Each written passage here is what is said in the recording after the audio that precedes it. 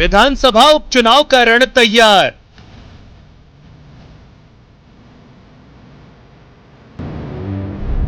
मंडावा में बीजेपी और कांग्रेस उम्मीदवारों ने भरा नामांकन।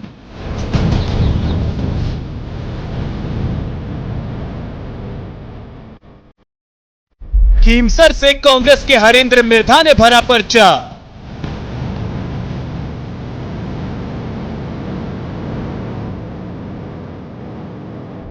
हरेंद्र मिर्धा बोले, खीमसर का नतीजा कांग्रेस सरकार का रेफरेंडम नहीं होगा।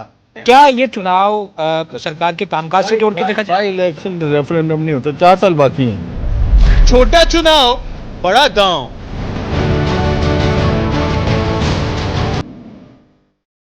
नमस्कार, बहुत स्वागत है आपका। प्राइम डिबेट देख रहे हैं आप, आपके साथ में जेपी शर्मा। उपचुनाव की भी दिलचस्प कहानी होती है। थमी हुई सियासत में लोग अपने अपने हिसाब से लहरें गिनने लगते हैं। 2014 में 4 सीटों पर उपचुनाव हुए थे, तब भी कई कयास और सियासी गुणा भाग हुए थे। 2018 में लोकसभा की अलवर और अजमेर सीटों पर उपचुनाव हुए तो विधानसभा चुनाव से 8 महीने पहले ही सियासत का पारा चढ़ गया था। भविष्यवक्ता सक्रिय हो उठे थे और 2018 के नवंबर दिसंबर में क्या होगा ये बताया जाने लगा था। उससे पहले के उपचुनाव में भी लोगों ने आने वाले चुनाव के संकेत बूझे और अब जब खीमसर मंडावा में उपचुनाव हो रहे हैं तो लड़ाई उतनी ही तीखी है और दांव पुराने हैं। चुनाव छोटा है, महत्व बड़ा है और सवाल साख का है। आज प्राइम डिबेट में इस पर चर्चा होगी और जो सवाल इस बहस में मौजूद हैं उनमें पहला सवाल है, क्या उपचुनाव सरकार के 10 महीने के कामकाज पर जनमत माने जाएंगे?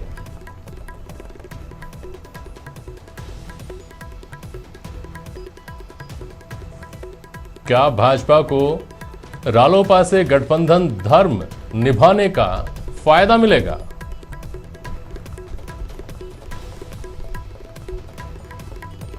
और क्या यह चुनाव राष्ट्रवाद की लहर की भी परीक्षा साबित होंगे?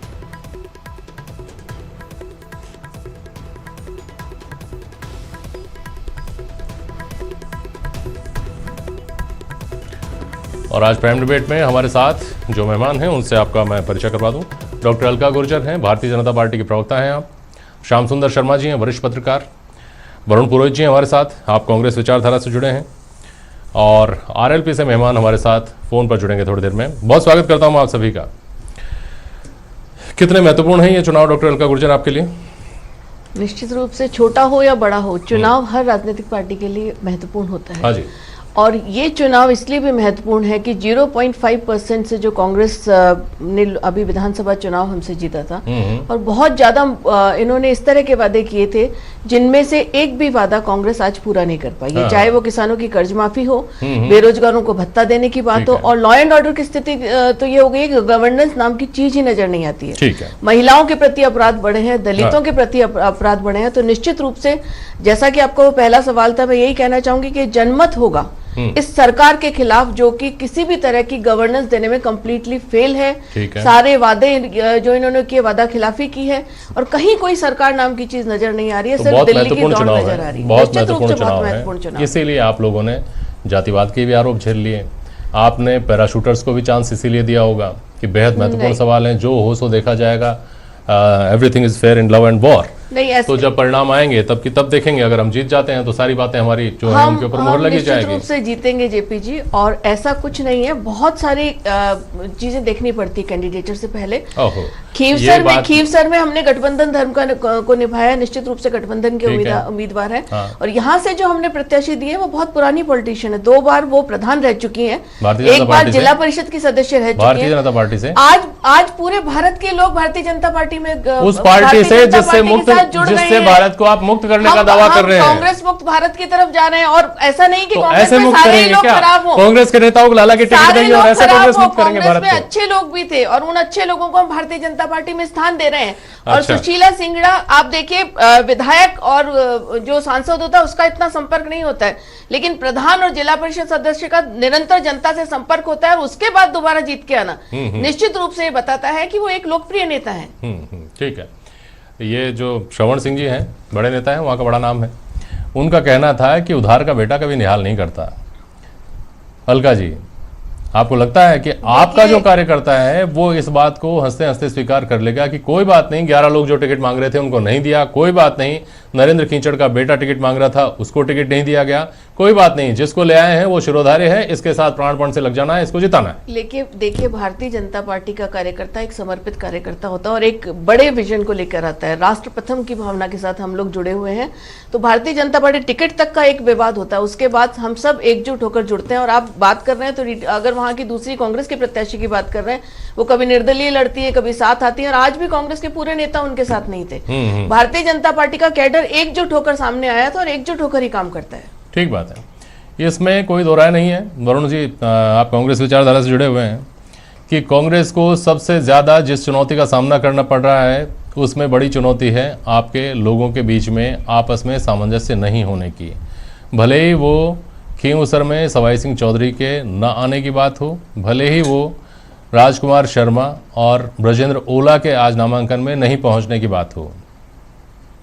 मैं आपको बताऊं, पहले तो मैडम ने कहा पार्टी विद द डिफरेंस, इन्होंने खुद नहीं मान लिया कि खत्म हो चुकी है बीजेपी जो अडवाणी। अब मैं आपके बीच में बोला नहीं था, आप क्यों बोल रहे हो बीच में? कोई बात नहीं, आप बोलिए बोलिए।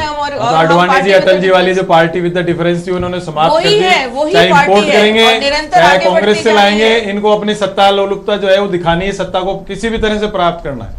दूसरा जो है कांग्रेस पार्टी, जो आप ये कह रहे हो जनमत की 2 उपचुनाव जनमत के नहीं होते 8-10 महीने में। वसुंधरा जी के टाइम तो सारे उपचुनाव ही हार गए। आप तो पहले हार चुके, सारे चुनाव उपचुनाव सारे हारे थे। क्या जनमत संग्रह था क्या? तो तब आप लोग कैसे कहते थे, तब आप उसको जनमत संग्रह कैसे बताते थे? बिल्कुल नहीं बताया, किसी ने नहीं बताया। अरे भाई साहब छोड़िए ना, मैं तो ये बहस कर रहा हूँ, मुझे पता है। जनमत जब 4 में से 1 सीट भाजपा जीती तो कांग्रेस के लोगों ने कहा कि विश्वास खो दिया है, भारतीय जनता पार्टी की सरकार ने विश्वास खो दिया है। अभी तो 10 भारतीय जनता पार्टी की सरकार को सत्ता में बने रहने का कोई हक नहीं है। ये बात आपने सितंबर में ही कह दी थी 2014 के। श्याम सुंदर शर्मा कही थी कि नहीं कही थी? देखिए जेपी शर्मा जी, अब चाहे भले अरुण जी कुछ भी कहें, लेकिन स्थिति बिल्कुल विपरीत है। मूल कार्यकर्ताओं को दोनों पार्टियों ने निश्चित रूप से तरजीह नहीं दी है, टिकट देने में नहीं दी है। और भाजपा जो कि अपने आप को पूरे देश में प्रचंड बहुमत प्राप्त करने के बाद आज पहले कह रही है कि हमने समझौता इसलिए किया है कि हमने गठबंधन का धर्म निभाया, लेकिन अब ये भूल रहे हैं कि गठबंधन आपने लोकसभा के लिए किया था। सुन तो लीजिए अलका जी, आप क्योंकि अब आपकी मजबूरी है। अब देखिए गठबंधन, देखिए आप सुन तो लीजिए, देखिए मेरी बात सुनिएगा। आपने लोकसभा के लिए उनको सांसद बना के भेजा था, इसलिए गठबंधन किया था। आपने खींवसर के लिए थोड़ी किया था, ये कहा था कि उस वक्त खींवसर। सुन तो लीजिए, कुछ दिन पहले वो गठबंधन रालोपा से हमारा गठबंधन है, ये नहीं है कि हनुमान बेनीवाल से गठबंधन था और उन्हीं को बनाकर अब क्योंकि पंचायत और शहरी निकाय के चुनाव आएंगे, वो भी गठबंधन के अंदर आएगा। बहुत सारी चीजें प्रश्न आप देखिएगा। मैं तो ये कह रहा हूँ कि आपने हनुमान बेनीवाल के सामने घुटने टेके और उनको उसके लिए देखिए पौन घंटे तक 4 प्रदेश अध्यक्ष, मौजूदा प्रदेश अध्यक्ष इंतजार करते रहे उनके आने का बीजेपी कार्यालय में। तो बहुत सारी चीजें अलग है। सुन लीजिए, अब सुन तो लीजिए, 1 मिनट सुन लीजिए। अब मैं तो खुद मौजूद था प्रेस कॉन्फ्रेंस, इसलिए कह रहा हूँ। अब सुन तो लीजिए, अब अलका जी एक थोड़ा सुन लीजिए। आप बोल रही है, मैं नहीं मना कर रहा, आप सुन लीजिए। मैं कांग्रेस की भी नहीं कह रहा, मैं कांग्रेस के लिए भी कह रहा हूँ। देखिए आप जो कह रहे हैं कि मडावा में हमने उस व्यक्ति को टिकट दिया है, उनके देखिए सुसुर साहब ब्रज लाल सिंगड़ा कांग्रेस के कार्यकर्ता थे, उसके बाद वो खुद भी प्रधान रही, जिला परिषद की मेंबर रही, 1.5 घंटे पहले ज्वाइन करती हैं और आप उनको टिकट दे देते हो। आपके 11 लोग जो टिकट मांग रहे थे उनको कहते हो नहीं आप लायक नहीं हो, और किसकी सिफारिश कर देते हो? पुत्र को देते तो आप कहते परिवार सुन तो लीजिए, आप सुन तो लीजिए। आप जरा खीचड़ जी के परिवार वाली बात तो ये थी, खीचड़ जी भी मूल रूप से आपके थे नहीं, वो भी कांग्रेस के। भारतीय जनता पार्टी का निर्माण बाद में हुआ। देखिए संघ के लोगों को, अब जब संघ के लोगों को जब लेकिन मैं आज भी कह रही हूँ कि दूसरी पार्टियों में अच्छे लोग, अरे आप सुन, मैं कह रहा हूँ संघ के लोगों को पूछ के देखिएगा कि जिन्होंने सीज करके इस पार्टी को इस सत्ता तक पहुंचाने का, अरे आप कैसे नहीं लाए? अब आप देखिएगा, आप देखिए अलका जी, क्योंकि आप तो चुनाव में खुद भुगतभोगी रही है कि असली कार्यकर्ताओं को आप थे जो आपको टिकट नहीं दिया, नकली को दिया जो हार गया आपके ऐसे। तो इसलिए बांदीपुर वाली बात को याद, तो मैं यही कह रहा हूँ कि देखिए आपको जिताऊ कैंडिडेट चाहिए। अलका जी आप देखिए पार्टी पार्टी को जिताऊ कैंडिडेट चाहिए, मूल कार्यकर्ता भूल जाते हैं। इसलिए मूल कार्यकर्ता 5 साल तक काम करता है, इसलिए कि पार्टी को मैं अपना कहीं न कहीं योगदान दे रहा हूं तो मुझे उसका प्रतिफल मिलेगा। जब प्रतिफल ये बहस तो असल में बहुत पुरानी हो चुकी है इस देश में। तो कार्यकर्ता जो दरी जाजम बिछाते हैं वो दरी जाजम में बिछाते रह जाते हैं। बीजेपी शर्मा जी, आप जो कह रहे थे कि देखिए कांग्रेस की, आप देखिए जो ये चुनाव है निश्चित रूप से मोदी जी की सरकार के बीच में और अशोक गहलोत की सरकार के बीच में, दोनों के बीच में ये तय करेगा कि उनकी पॉलिसी उनकी ठीक है, क्योंकि गजेंद्र सिंह शेखावत कह रहे थे कि प्रधानमंत्री नरेंद्र मोदी की जो पॉलिसी है उसको हम उनका हाथ मजबूत करने के लिए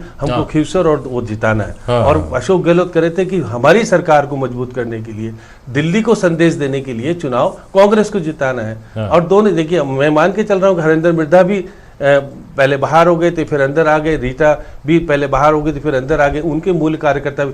लेकिन सचिन पायलट को कहा गया है कि आप रीटा जी को जिताइए, मैं जिताऊंगा हरेंद्र जी को, वहां तो है। और यहाँ पर भी जो कह रहे हैं कि बार बार कह रहे हैं कि हनुमान बेनीवाल के ब्रदर को जिताना, उन्होंने अपनी पत्नी को डमी कैंडिडेट के रूप में भरा है, बीजेपी को वहां पे भी नहीं कहा कि भर दे। तो इसलिए कह सकते हैं कि चुनाव निश्चित रूप से आने वाली दिशा तय करेगा कि कौन जीतता है कौन हारता है। अगर बीजेपी अपनी मढ़ावा सीट बरकरार रखती है और हनुमान बेनीवाल अपने भाई को जिता लेते हैं तो निश्चित रूप से कहा जाएगा कि प्रधानमंत्री का वर्चस्व आज भी पूरे देश में कायम है। कहेंगे महिपाल सिंह हमारे साथ जुड़े हैं फोन लाइन पर। महिपाल सिंह महिला, आप जुड़े हुए हैं हमारे साथ, प्रवक्ता हैं आप आरएलपी के। सुन रहे हैं मेरी आवाज? जी सर, बिल्कुल सुन पा रहा हूँ। ये जो लोग कह रहे हैं जी बताया जी कि फायदे का सौदा आपके लिए रहा है गठबंधन, भाजपा के लिए फायदे का सौदा नहीं था, लेकिन चूंकि इग्नोर नहीं किया जा सकता था हनुमान बेनीवाल के प्रभुत्व को, इसलिए ये गठबंधन कर लिया गया है। इस पर क्या कहना है आपकी पार्टी का? देखिए, गठबंधन दोनों शीर्ष नेतृत्व है, राष्ट्रीय लोकतांत्रिक पार्टी के शीर्ष नेतृत्व है और भारतीय जनता पार्टी के शीर्ष नेतृत्व ने बैठ के तय किया है कि हम मिलकर चुनाव लड़ेंगे। पार्लियामेंट इलेक्शन में जो हमारा गठबंधन था हम उसको बरकरार रखेंगे। आज मैं खींवसर और मंडावा दोनों जगह मेरे नेता के साथ था। मंडावा में राष्ट्रीय लोकतांत्रिक पार्टी के शीर्ष नेतृत्व ने विश्वास दिलाने का प्रयास किया कि हम पुरजोर तरीके से मेहनत करके भारतीय जनता पार्टी को सीट जिताने का काम करेंगे। जब शाम को हमारी खींवसर में सभा थी, 15 एमएलए भारतीय जनता पार्टी के थे, 2 एमएलए राष्ट्रीय लोकतांत्रिक पार्टी के थे, 2 केंद्रीय मंत्री थे, प्रदेश अध्यक्ष, नेता प्रतिपक्ष, सारे नेताओं ने, भारतीय जनता पार्टी के नेताओं ने हमें आश्वस्त किया कि उसमें कि हम राष्ट्रीय लोकतांत्रिक पार्टी के पक्ष में हम वोट डालने और डलवाने का काम करेंगे। कांग्रेस पार्टी की आज कोई उपलब्धि है नहीं, 10 महीने के कार्यकाल। हमसे 1 किलोमीटर दूरी पे खींवसर में जो दोनों जनसभाएं एक साथ हो रही थी, आदरणीय अशोक जी गहलोत उस जनसभा में थे, और आपके भी वहाँ पत्रकार होंगे, सबने देखा होगा कि किस तरीके से दोनों रैलियों में कितना बड़ा मार्जिन था। हनुमान बेनीवाल के राष्ट्रीय लोकतांत्रिक पार्टी के जो प्रत्याशी थे उनकी जनसभा में कितना जनसमूह आया था और कांग्रेस पार्टी के नेता जहाँ मंच पे बैठे थे वहाँ क्या स्थिति थी। मेरा कहने का मतलब ये है कि हम ईमानदारी के साथ जो हमने गठबंधन धर्म पार्लियामेंट इलेक्शन में निभाया था उसी धर्म को हम लोग अभी आने वाले बाई इलेक्शन में निभाएंगे और भारतीय जनता पार्टी और राष्ट्रीय लोकतांत्रिक पार्टी का जो गठबंधन हुआ है दोनों सीट हम लोग जीतने का काम करेंगे। आगे निकाय चुनाव आ रहे हैं, पंचायत चुनाव आ रहे हैं, वहां भी गठबंधन धर्म निभाएंगे? बिल्कुल, गठबंधन धर्म की मांग करेंगे। पहले ये कहा था कि राष्ट्रीय लोकतांत्रिक पार्टी 2 कदम चलेगी थी, भारतीय जनता पार्टी 1 कदम चलती है, तो हम पहले स्पष्ट कर चुके हैं कि इस गठबंधन को हम लोग बरकरार रखने का काम करेंगे आने वाले शहरी निकाय और पंचायत राज चुनाव में भी। ठीक है। धारा 370 हटाने का जो प्रभाव है और राष्ट्रवाद का जो उभार है अलका जी, वो नरेंद्र खींचड़ के सुशीला सिंगड़ा को टिकट देने की घोषणा करते ही, भारतीय जनता पार्टी में शामिल करने की घोषणा करते ही मोबाइल बंद करके गाड़ी में बैठकर निकल जाने का जो उनका नाराजगी का असर है उसको काउंटर कर पाएगा क्या अलका जी? देखिए, ऐसा कुछ भी नहीं है, परसेप्शन कुछ भी हो सकता है कि क्यों गए, क्या हुआ, कुछ भी नहीं। वो उनकी सहमति थी पूरी, और आज आपने देखा कि सब लोग वहाँ पूरी तौर से उपस्थित थे। और राष्ट्रवाद की जहाँ तक बात करते हैं, हम सब भारतीय राष्ट्रवादी हैं और राष्ट्रवादी होना भी चाहिए। राष्ट्रवाद का एकदम से कोई ज्वार आया हो ऐसा नहीं है, लेकिन नरेंद्र भाई मोदी की नीतियों के कारण आज आम जन उनके प्रति उनके प्रति समर्पित सा दिख रहा है, क्योंकि उनकी नीतियां हैं, वो राष्ट्र प्रथम को लेकर चलने वाले हैं। और आर्मी को, सेना को जो उन्होंने अभी फ्री हैंड दिया, और जो भारतीय सेनाओं ने परचम लहराया जीत का, और जो सर्जिकल स्ट्राइक और पुलवामा जो व्हाटएवर जो भी हुआ था, उसकी वजह से निश्चित रूप से राष्ट्रवाद की भावना आम जन में भी बढ़ी है, क्योंकि आर्मी के प्रति हमारी जो सोच है वो निश्चित रूप से अच्छी हुई है। दूसरा, आप राष्ट्रवाद की भावना के अलावा आप कहना चाहते हैं 370 बहुत पुराना मुद्दा था। कांग्रेस की गलत नीतियों के कारण जो हमारा मणिमुकुट कश्मीर था, वहां एक समस्या आतंकवाद हो रहा था। बात यह है कि धारा 370 कश्मीर में आपने जो केसर वही है, वो क्या आप मंडावा में और खींवसर में काट पाएंगे? बात यह है उस केसर की खुशबू मंडावा और खींवसर में आपको नजर आएगी, क्योंकि आम जनता समझ गई है कि राष्ट्र हित को देखने वाला कौन सा लीडर है, राष्ट्र के बारे में विजन रखने वाला कौन सा नेता है, और विश्व में भारत का परचम लहराने वाला कौन सा लीडर है, और उसके साथ आज आमजन जुड़ा हुआ है। ठीक है। वरुण पुरोहित साहब, आप कांग्रेस को लेकर चिंतन करते हैं, कभी इस बात की चिंतन के साथ चिंता भी करते होंगे कि जो एकजुटता भारतीय जनता पार्टी ने कैसे भी दिखाई हो, आज वहाँ खींवसर में हनुमान बेनीवाल के साथ पूरा हमला भारतीय जनता पार्टी का था। गजेंद्र सिंह शेखावत थे वहाँ, और खींवसर साहब जिनसे लगातार लड़ते हैं हनुमान बेनीवाल, गजेंद्र सिंह खींवसर, गजेंद्र सिंह शेखावत, दोनों वहाँ मौजूद थे। इसी तरह से मंडावा में सतीश पूनिया, गुलाब चंद कटारिया, हनुमान बेनीवाल, सब लोग साथ में दिखे। चुनाव में बहुत बड़ा रोल प्ले करता है मैसेज, और जो परसेप्शन बनता है वो। सवाई सिंह चौधरी नहीं दिखाई दिए आज, ज्योति मिर्धा अलबत्ता ज़रूर दिखाई दी नरेंद्र मिर्धा के साथ में। इसी तरह से यहाँ पे ना तो ब्रजेंद्र ओला आए, ना राजकुमार शर्मा आए, और लगातार ये खबर बनी रही कि ओला गुट जो है वो सुशीला सिंगड़ा को अंदर ही अंदर इसलिए सपोर्ट करेगा क्योंकि वो रीटा चौधरी को वहाँ से नहीं देखना चाहता। तो एक बड़ी चिंता कांग्रेस की ये होनी चाहिए या नहीं होनी चाहिए कि ये जो बिखराव है, ये एक जगह सिमट करके अगर वो अपनी पूरी ताकत लगाए तो शायद लड़ पाए बेहतर तरीके से। मेरा ये मानना है बिखराव बिल्कुल नहीं है पार्टी के अंदर। सचिन पायलट, अशोक गहलोत, दोनों, मैंने आपको पहले भी कई बार कहा है, सीनियरिटी और एनर्जेटिक जूनियर नेता का दोनों का ब्लेंड है कांग्रेस के पास। इनके पास तो नेता ही नहीं कोई, जब भी तो ये जाके गोद में बैठ गए हनुमान बेनीवाल के, कांग्रेस से इंपोर्ट करके कैंडिडेट लेके आए हैं। हमेशा कांग्रेस विरोधी रहे हैं, माइंड इट, आप ये चीज ध्यान नहीं, रखिएगा। कांग्रेस विरोधी रहे, आपके पास नहीं देखे कैंडिडेट हमारे वसुंधरा जी को आपने नेग्लेक्ट कर दिया। वो तो वसुंधरा जी तो नहीं गई, कहीं उनका नाम ही नहीं लेते हो आप। वसुंधरा जी का इसके अंदर वसुंधरा जी का सहयोग रहा है, आप ऐसा नहीं। तो आपने हमारे लिए कैसे कह दिया सहयोग नहीं है? अभी आप कह रहे हो आपके नेता गायब हो गए, जब तो परसेप्शन कुछ भी हो, हमारे नेता नहीं आ रहे तो परसेप्शन उल्टा हो गया। ऐसे थोड़ी होता है। नेता उपस्थित तो होने चाहिए ना। आप क्या मानते हैं कि नेता को उपस्थित नहीं होना चाहिए जब चलिए शाम वो चले गए तो कोई फर्क नहीं पड़ता हमारे यहाँ। ये जो इतना हंगामा बरपा है श्याम जी, ना तो कांग्रेस को 117 से 118 होने के लिए या 106 से 107 होने के लिए इसकी जरूरत है, न भाजपा को बेहतर से 73 होने से कोई फायदा फर्क पड़ता है। और अगर संख्या बल कुछ इस तरह का होता कि आरएलपी के 3 है कि आरएलपी के 4 हैं, इससे फर्क पड़ रहा होता तो भी बड़ी बात होती। तो ऐसी कोई सिग्निफिकेंस फिगर्स के हिसाब से नहीं है, डिजिट्स के हिसाब से नहीं है। जो सिग्निफिकेंस है वो मूंछों की लड़ाई की है। मैसेज क्या जाता है, ये जो एक सीट हनुमान बेनीवाल ने छोड़ी वो अपने कैंडिडेट को जिता पाते हैं कि नहीं जिता पाते हैं। कांग्रेस जो प्रदेश में सरकार तो बना चुकी है, जिसने दूसरी पार्टी से विलय भी करवा लिया, लेकिन आज उसकी स्थिति ऐसी है कि नहीं वो एक और सीट निकाल ले। भारतीय जनता पार्टी जिसका पूरे देश में परचम लहरा रहा है, जो कांग्रेस मुक्त करने का दावा करती है, वो 2 सीटें जीत सकती है कि नहीं जीत सकती है। असल बात ये है, ये वाकई ऐसा है क्या? वाकई ये इस तरह का पैरामीटर बनता है क्या श्याम सुंदर शर्मा? देखिए जेपी शर्मा जी, निश्चित रूप से इस चुनाव का परिणाम निश्चित रूप से हनुमान बेनीवाल की राजनीति को नया रूप देगा जीतने के बाद।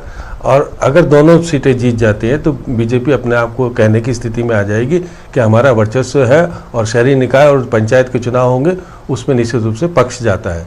लेकिन दूसरी तरफ अगर कांग्रेस ने कहा है, सीधे सचिन पायलट ने कहा है, जीत हार का कोई फर्क तो नहीं पड़ेगा, लेकिन दिल्ली संदेश जाएगा कि हमने किस प्रकार की नीति इस शासन में 10 महीने में दी है, उसका परिणाम क्या हुआ। निश्चित रूप से ये कह सकते हैं कि ये चुनाव दोनों ही पार्टी के लिए, कांग्रेस और बीजेपी के लिए और साथ में लोकतांत्रिक पार्टी के लिए भी नया एक राजनीतिक संदेश देगा।